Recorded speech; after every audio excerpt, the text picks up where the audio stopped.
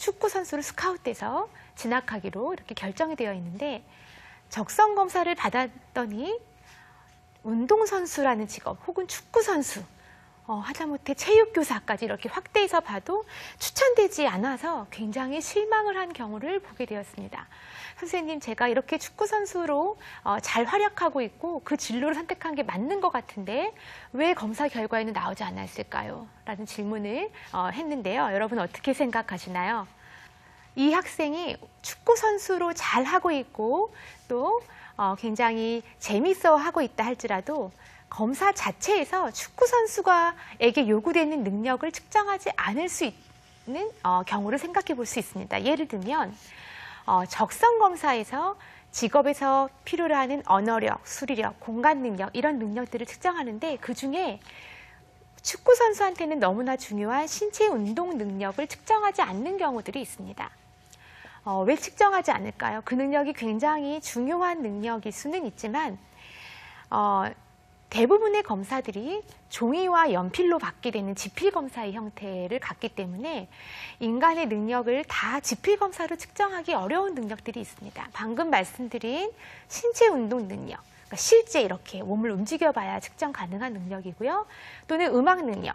음악 능력은 실제 음에 대한 감각은 소리를 듣고 응답해야 되는 경우가 뜨기 때문에 인간의 이 많은 능력들을 다 종이라는 검사지로 측정하는 데는 제한을 갖게 됩니다. 따라서 신체 운동 능력 같은 경우는 검사에 따라서는 측정하지 않는 경우들이 많이 있고요. 그러다 보니 이 신체 운동 능력이 너무나 중요한 직업인 체육교사라든가 운동선수, 축구선수라는 직업은 이 학생뿐만 아니라 모든 학생에게 이 검사에서는 직업 추천되지 않는 것으로 해석이 됩니다. 따라서 이 학생이 그 사실을 몰랐다면 내 적성이 축구선수에 없나 보다라고 오해할 수가 있을 텐데요.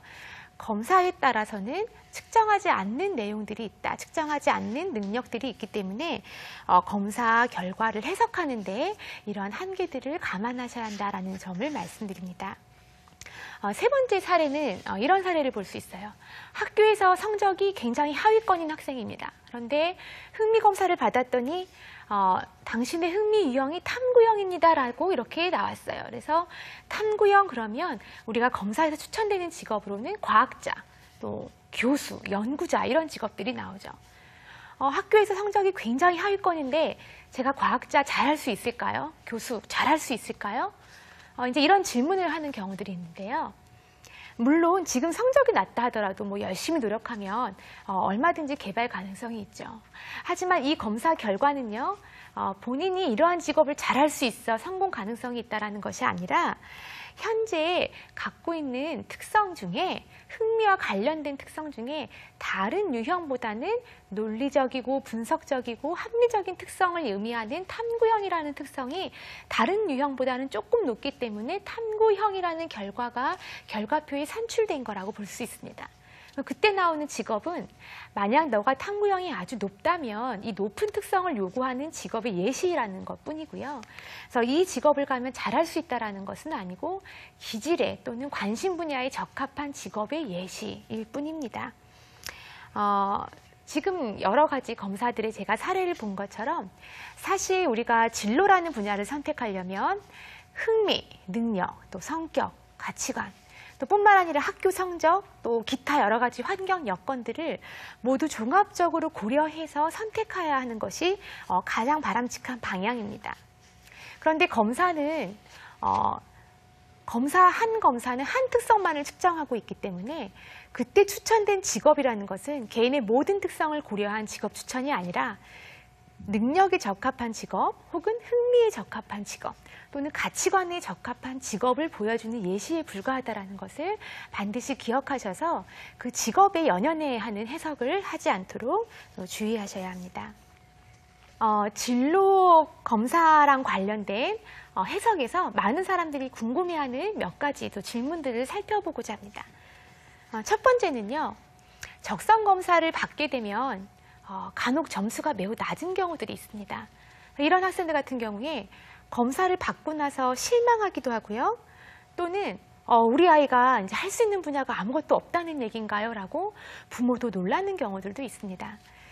사실은 적성 검사 등 흥미검사 등 진로와 관련된 대부분의 검사들은 표준화된 검사라고 해서 개인의 특성을 개인 점수 그대로가 아니라 전체 다른 학생들과 비교한 점수로 상대적인 점수로 결과표에 보여집니다. 그래서 점수가 낮다라는 것은 나와 동일한 연령대 또 검사에 따라서는 동일한 성별의 학생들과 비교했을 때 내가 그 특성을 낮게 갖고 있다라는 의미로 해석되어지는 것은 맞습니다.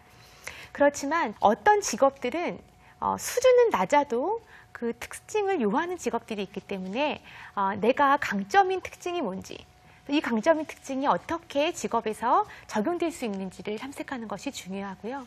또는 우리 아이가 낮게 지금 보이는 특성을 어떻게 하면 개발할 수 있는지, 이 학생이 또는 우리 자녀가 가고자 하는 진로 분야에서 이 낮게 나온 이 특성을 너무 요구하고 있다라고 하면 어떻게 개발 가능한지를 탐색할 수 있는 출발점이 된다는 점에서 낮은 점수도 의미 있는 해석의 출발점이 될 수 있다라고 볼 수 있습니다.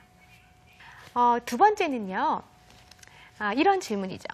평소에 나의 행동, 나의 관찰되는 특성과 검사 결과가 다른 사례들을 종종 보게 됩니다.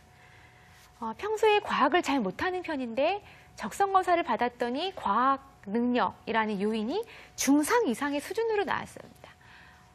제가 과학 능력을 잘 못하는데요. 이 검사 결과가